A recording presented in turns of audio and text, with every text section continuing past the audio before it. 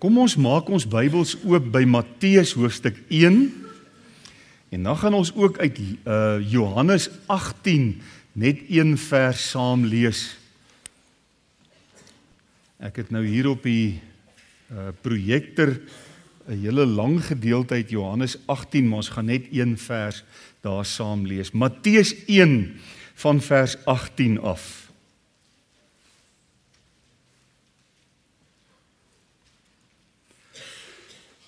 My dogter laat weet in Luxemburg waar hulle woon, is dit vandag -3, voel soos -10. So, ek is baie bly ons is hier in Suid-Afrika vanoggend, waar dit so lekker warm is. Goed, Matteus 1 vers 18, die geboorte van Jesus Christus was dan so. Toe sy moeder Maria verloof was aan Josef, voordat hulle saamgekom het, is sy swanger bevind uit die Heilige Gees. En Josef haar man, omdat hy regverdig was en onwillig om haar openbaar te maak, het hom voorgeneem om in die geheim van haar te skei. Maar terwyl hy dit in gedagte gehad het, verskyn daar 'n engel van die Here in 'n droom aan hom en sê: Josef, seun van Dawid, wees nie bevrees om Maria jou vrou by jou te neem nie, want wat in haar verwek is uit die Heilige Gees. Sy sal 'n seun baar en jy moet hom Jesus noem, want dit is hy wat sy volk van hulle sonde sal verlos. En dit het alles gebeur, sodat die woord vervul sou word, wat die Here deur die profeet gespreek het. Kyk, die maagd sal swanger word en 'n seun baar, en hulle sal hom Immanuel noem.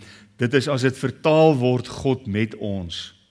En toe Josef uit die slaap wakker word, het hy gedoen, soos die engel van die Here hom beveel het, en hy het sy vrou by hom geneem. En hy het haar nie beken, totdat sy haar eersgebore seun gebaar het nie, en hy het hom Jesus genoem. En dan in Johannes 18,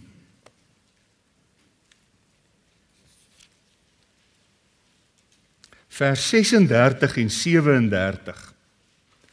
Dis nou min of meer 33 jaar na die geboorte van Jesus, en dit is daar in Pilatus se plek waar Jesus dan verhoor word om gekruisig te word, lees ons, en Jesus antwoord: My koninkryk is nie van hierdie wêreld nie. As my koninkryk van hierdie wêreld was, sou my dienaars geveg het, dat ek nie aan die Jode oorgelewer word nie. Maar nou is my koninkryk nie van hier nie. Pilatus sê toe vir hom: Is u dan tog 'n koning? Jesus antwoord: U sê dat ek 'n koning is. Hiervoor is ek gebore en hiervoor het ek in die wêreld gekom, om vir die waarheid te getuig, en elkeen wat uit die waarheid is, luister na my stem. Tot daar lees ons saam uit die wonderlike en onfeilbare woord. Kom ons bid saam.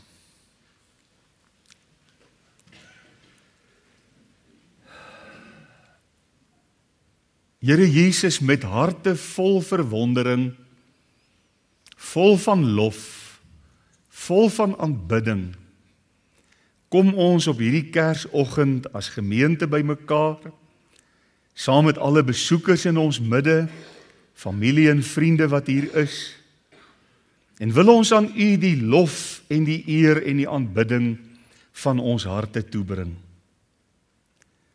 Om te dink dat U bereid was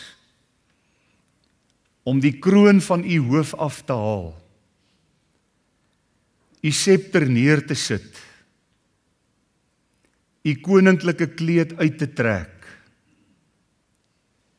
die hemel te verlaat en 'n mens te word. En daar in Bethlehem, in die eenvoud van 'n stal, in 'n krib neergelê, is U gevind, die koning van die konings en die Here van die Here. U het nie in die weelde van 'n paleis gekom nie. U is nie in 'n goue wiegie neergelê nie. Paulus beskryf dit so mooi dat U het U self ontledig deur die gestalte van 'n diensknegt aan te neem en gehoorsaam geword tot die dood toe, ja, die dood van die kruis. En daarom het God u ook uitermate verhoog en aan u 'n naam gegee wat bo elke naam is, sodat in die naam van Jesus sou bely elke tong van die wat in die hemel, die wat op die aarde, die wat onder die aarde is, en elke knie sal buig voor hierdie koning. Baie dankie vir ons samesyn. Baie dankie dat ons in hierdie môre 'n Kersdiens kan hê waarin ons dink aan u geboorte, u koms. En ons wil bid, Vader, dat u ook hierdie diens vir u rekening sal neem. In Jesus se naam bid ons dit. Amen. Net weer daardie woorde in vers 37. Pilatus sê toe vir hom, is u dan tog 'n koning? Jesus antwoord, u sê dat ek 'n koning is. En dan hierdie woorde, hiervoor is ek gebore. En wil ek graag dan vanmôre met u praat oor die tema, vir hierdie rede. Vir hierdie rede is Jesus gebore en het hy na die aarde toe gekom. Nou wanneer 'n babietjie gebore word en 'n mens hou vas die ou klein dingetjie wat pas gebore is en jy verwonder jou aan hierdie stukkie skepingswerk van God, dan gebeur dit dikwels dat 'n mens onwillekeurig ook maar in jou hart wonder, wat gaan van hierdie ou mensie word? Miskien anders gestel, wat gaan hierdie mensie eendag word as hy groot is of sy groot is? Gaan hy 'n dokter word? Gaan hy 'n of ander groot leier wees? Miskien 'n onderwyser, 'n boekhouer, wat dit ook al mag wees. Daar's so baie dinge wat deur 'n mens se gemoed gaan, veral as jou eie kind gebore word, nê? En jy dink aan sy of haar toekoms.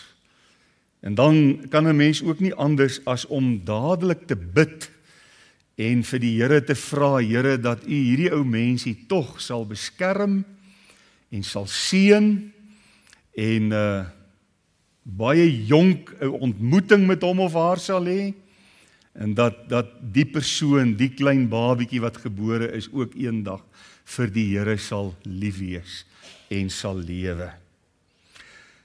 So het Maria ook daar in Bethlehem, so bietjie meer as 2000 jaar gelede, haar eersteling hou vas.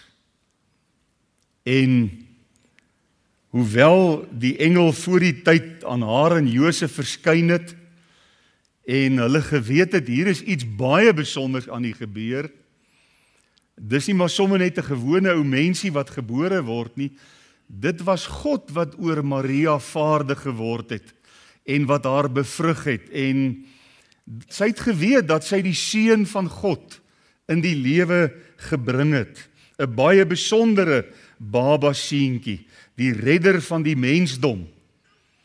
Maar ek wonder of Maria en Josef daar in die stal in Bethlehem werklik die volle omvang van die koms van Jesus na ons, na die aarde toe, besef het. Ek wonder of hulle werklik geweet het wat alles vir hom sou voorlê, wat hy alles sou deurmaak, wat hy alles op aarde sou leer en verkondig, al die wonderwerke wat hy sou doen, en uiteindelik die verskriklike dood aan die kruis, wat hierdie ou seentjie wat hulle daar in die stal in Bethlehem hou vas het, sou sterf. Ek dink die volle omvang van Jesus se sending was nie regtig aan Maria en Josef geopenbaar nie. Hulle het maar met verdrag het hulle uitgevind hoe groot en hoe wonderbaar hy werklik is. Ek dink die eerste keer waarvan ons in die Bybel lees, is daar toe Jesus min of meer 12 jaar oud was in die tempel, en hy die skrifgeleerdes daar geleer het, aangaande die koninkryk van God. en hulle verstom was oor sy insig en sy kennis. Daarom is dit vir my merkwaardig dat Jesus self jare later daar in Pilatus se voorhof hierdie uitlating maak. Vir hierdie rede is ek gebore.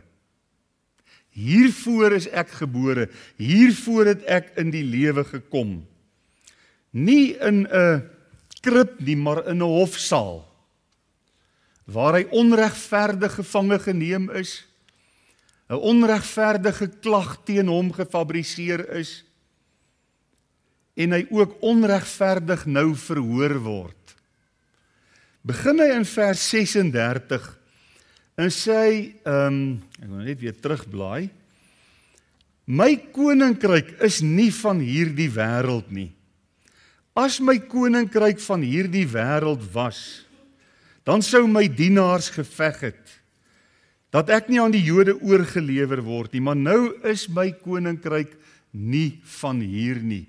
Nou weet ons dat die Bybel vir ons leer, by die wederkoms van Jesus gaan hy weliswaar 'n aardse koninkryk kom oprig, en gaan hy weliswaar vir 1000 jaar op hierdie aarde kom regeer as die koning van die wêreld. Maar op hierdie stadium was sy koninkryk nie van hierdie wêreld nie. En dit is vir ons baie duidelik dat hierdie woorde Pilatus bietjie onkant betrap het, en daarom vra hy in vers 37 die vraag, is u dan tog 'n koning? En dit sou vir Pilatus problematies wees, want dit sou beteken dat Jesus 'n bedreiging inhou vir die Romeinse ryk. Is u dan tog 'n koning? En Jesus kom pragtig, en hy kom wys aan ons sy ware identiteit en die doel waarmee hy as mens na die aarde toe gekom het. En ons gaan vanmôre hierdie 2 verse so 'n bietjie ondersoek en onder 3 gedagtes daarna kyk. Die eerste rede waarom Jesus gekom het, hy het gekom as koning. Is u dan tog 'n koning? Wil Pilatus weet. Daar's nou 'n vraag in hierdie goewerneur se gemoed. Hy weet nie wat om met hierdie Jesus te maak, wat die Jode so pas aan hom oorgelewer het om gekruisig te word nie. En Jesus antwoord, u sê dat ek 'n koning is. Nou in ons vertaling is die bedoeling van die teks nie 100% duidelik nie, tog baie duidelik, maar nie soos dit kan wees, en ek wil graag ook dan die Amplified net aan u voorhou. Pilate said to him, then you are a king. Kan u sien die impak uit die Grieks, wat bedoel Pilatus? Then you are, jy is tog 'n koning, sê Pilatus aan hom. And Jesus answered, you say it. You speak correctly. Dis die bedoeling van die Grieks daar, die betekenis in die oorspronklike taal. You speak correctly, for I am a king. Certainly I am a king. Wat 'n wonderlike teksvers in die woord van God. Nou ja, Pilatus wou weet, na aanleiding van dit wat Jesus in vers 36 gesê het, en uiteindelik kom die Here Jesus en hy sê, ek is die koning wat sou kom. Jy sê dit, jy bely dit, jy maak dit self baie duidelik. Die Joodse volk het vir eeue lank uitgesien na die koms van hulle Messias. En ek wil hê, wanneer u weer die geboorteverhaal in Lukas gaan lees, moet u 'n bietjie oplet. Eintlik skies tog in Matteus, waar die wyse manne in Jerusalem aankom. Hulle het nou die ster gesien, en die geboorte van die koning is aangekondig deur die ster. En nou gaan hulle na Jerusalem toe, en hulle gaan doen navraag. Hulle kom eers by Herodes uit. En hulle vra vir Herodes, wie's die koning wat gebore is? En dan maak hy of hy vreeslik belangstel, maar ons weet dat hy 'n slinkse koning was, en dat hy eintlik die koning wat gebore was, om die lewe wou bring. En daarom sê hy vir die wyse manne, ek wil hê julle moet ondersoek instel, en as julle hom vind, kom sê ook vir my, want ek wil ook graag aan hom hulde bring, né? So ons kan sien dat Herodes was, die Engelse woord bietjie gerattel, né? Sy hok was geskit oor die koning wat gebore is. Dan kom die wyse manne by die skrifgeleerdes uit. En wat doen hulle? Hulle raadpleeg die skrifte. Hulle gaan na die Ou Testament toe. En hulle sê, ja, as die Messias kom, sal dit in Bethlehem wees, want dis wat Micha 5 vers 1 vir ons leer, dat jy Bethlehem Efrata wat klein is, jy sal groot genoem word, want uit jou sal die verlosser gebore word, né? So ook die skrifgeleerdes neem kennis. Die volk het vir eeue lank uitgesien dat die Messias gebore moes word. Maar hulle verwagting was blootaards. Hulle het uitgesien na 'n politieke koning wat sou kom, 'n politieke oorwinnaar. Iemand wat die Romeinse juk van hulle sou afwerp. Iemand wat die politieke mag van Israel weer sou herstel en weer van hulle 'n magtige volk sou maak. En die Romeine uit hulle land sou verwyder. Iemand wat 'n sigbare troon in Jerusalem sou oprig. Ja, hulle het 'n koning verwag en gesoek, maar op hulle eie terme. Hulle het amper gesê soos wat elke advertensie vandag sê, termes en voorwaardes geld. Nee, hulle het 'n koning gesoek, maar termes en voorwaardes geld. As dit nie 'n koning is soos ons wil hê nie, dan stel ons nie belang nie. Dan wil ons nie die koning hê nie. En daarom het hulle ook geroep, kruisig hom. Dit is vanmôre belangrik om te weet, wie was die koning wat Jesus werklik gekom het om te wees by sy eerste koms? Want die skrif openbaar aan ons 'n wederkoms waarin hy op die troon van Dawid sal kom sit en as koning oor die hele wêreld regeer en al die nasies van die hele aarde sal hom aanbid en sal hom dien. Gaan lees gerus maar Openbaring 20 en 21 weer vanmiddag deur en u sal dit baie duidelik daar sien. Maar by sy eerste koms het die koningskap van Jesus heeltemal anders gelyk as wat hulle verwag het, as waarna hulle uitgesien het. Die eerste ding, hulle sou tog dink, as die koning kom, sou hy in een of ander paleis, of in een of ander luisterryke plek gebore word. Maar daar was nie vir hom plek, selfs in die herberg nie. En al wat hulle kon vind was 'n stal, en dit was om uit te beeld dat hierdie koning van die konings bereid was om homself te ontledig, in die gestalte van 'n dienskneg aan te neem. Weet u hoe dankbaar kan ons vanmôre wees dat Jesus bereid was om die gestalte van 'n dienskneg aan te neem en in ons plek die prys te kom betaal. Ons harte behoort oor te borrel van dankbaarheid. Daar in 'n stal vind die wyse manne hom. En die wiegie waarin hy neergelê word, was die voerkrib van diere, wat ek glo skoon gemaak en gesteriliseer is op een of ander manier, en met strooi uitgelê is, en daar het Maria haar baba seentjie neergelê, nie 'n wiegie van goud nie. Hierdie koning het sy lewe gedeel met vissermanne, en tollenaars, en siekes, en uitgeworpenes. Hulle noem hom 'n vraat en 'n wynsuiper. Dis die fariseërs, né? Hy word uitgekruit omdat hy met sondaars gesels.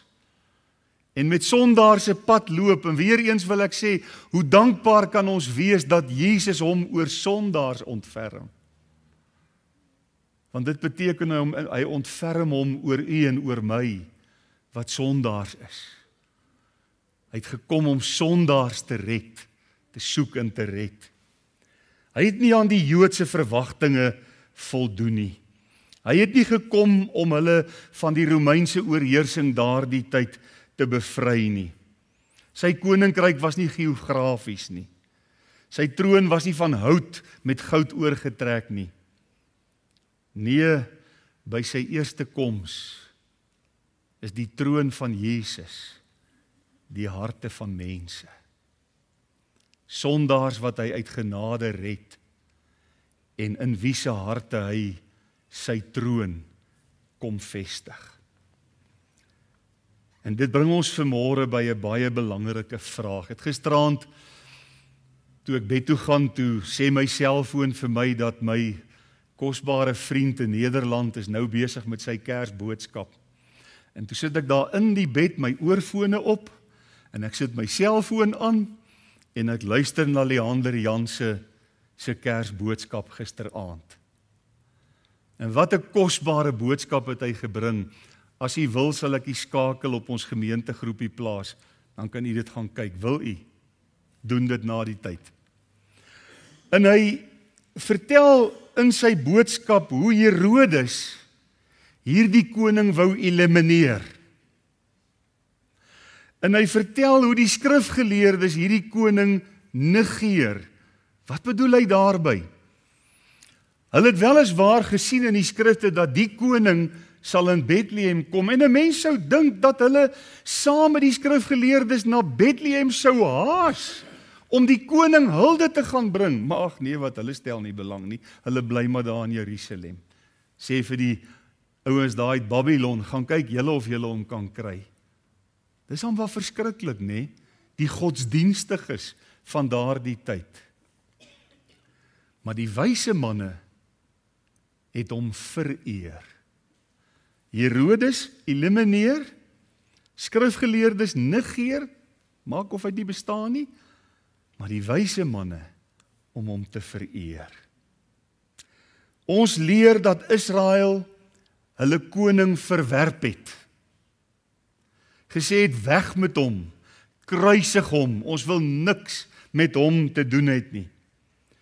Pilatus het hom ondersoek, kon nie iets fout vind in hierdie koning nie, maar het ook nie tot geloof in hom gekom en hom vereer nie. En vandag gebeur dit steeds. Mense wil graag Jesus as hulle verlosser aanneem, want hulle wil die hel vryspring. Hulle wil nie die ewigheid in die hel deurbring nie. Maar daar's baie mense wat huiwerig is om hom te kroon as die koning van hulle lewens. Die Here van hulle lewens. Die een wat die posisie op die troon in my hart kom inneem en wat my hart regeer. Daar's soveel mense wat graag die Here Jesus as verlosser wil ken, maar wat nog self oor hulle eie lewens wil regeer. Wat self nog wil besluit, waarvan hou ek en waarvan hou ek nie, en wat wil ek doen en wat wil ek nie doen nie, en waarheen wil ek gaan en waarheen wil ek nie gaan nie, en hoe wil ek my lewe inrig en hoe wil ek nie my lewe inrig nie. Wil nog self die laaste sê in hulle lewens hê. Besef vanmôre wat die skrif ons leer. Vir hierdie rede het Jesus gekom om koning te wees. Koning van jou hart. Het ons dit gesing vanmôre? My wêreld, Ansie, hoe het jy geweet? Koning van my hart. Of mense hom erken of nie, is glad nie vanmôre ter sprake nie.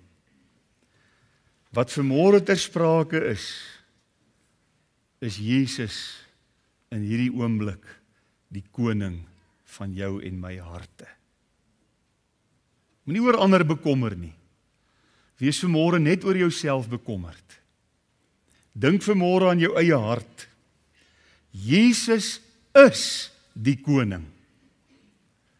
En hy wil die koning van ons elkeen se harte wees. Hy wil regeer. Hy wil heerskappy voer in ons lewens.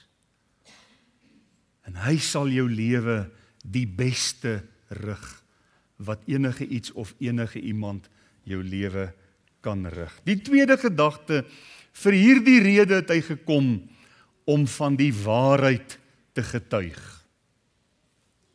Dit wat so skaars geword het in ons tyd. Jy weet mos dat die postmoderne teoloog sê, daar is nie iets soos waarheid nie.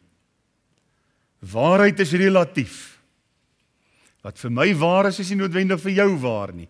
Wat vir jou waar is nie noodwendig vir my waar nie. Weet jy wat sê hulle van die waarheid? Hulle sê die waarheid is soos iets wat daar op die horison is, nê? Gestel nou maar jy gaan stap in die veld en hier staan jy op 'n bepaalde plek en nou kyk jy en dan sien jy daar op die horison is daar 'n boom. Nou loop jy na die boom toe, as jy by die boom kom met die horison verskuif, dan is daar weer 'n nuwe waarheid. Dis wat die postmoderne teoloog sê wat waarheid is. Dis 'n verskriklike dwaling. Dis 'n geweldige groot leuen. Jesus het gekom om vir die waarheid te getuig. Hoor wat sê hy vir Pilatus. Hiervoor is ek gebore en hiervoor het ek in die wêreld gekom om van die waarheid te getuig. Daar is waarheid. En hierdie waarheid is 'n absolute waarheid.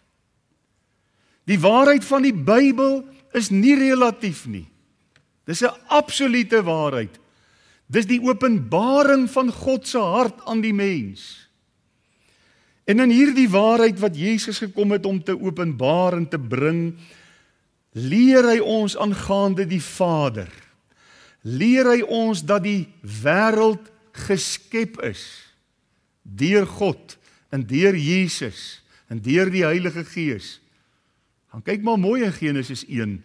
Dis die Vader, die Seun en die Heilige Gees wat betrokke was by die skepping van hierdie wêreld. Dit was nie 'n oerknal nie. Dit was nie 'n ontploffing en toe ontstaan alles toevallig nie. Die waarheid is, God het geskep. Die waarheid is dat die Vader se hart aan ons geopenbaar word. Toe Adam en Eva in sonde val, word die Vader se hart geopenbaar en gaan soek hy hulle. Roep hy na hulle, Adam, waar is jy? En tot vandag toe roep God na sondaars om hulle tot hom te bekeer. En vergeet nou van hierdie ultra-kalviniste wat sê, ja, maar God is nie van ons afhanklik nie, hoe sal hy ons nou roep? Hy roep ons nie omdat hy ons van ons afhanklik is nie. Hy roep ons omdat hy ons liefhet. Omdat hy ons wil red. Omdat hy ons die ewige lewe wil gee. Daarom roep God sondaars. Daarom pleit hy, daarom soebat hy. Nie omdat hy van jou afhanklik is nie. Hy is nie van ons afhanklik nie.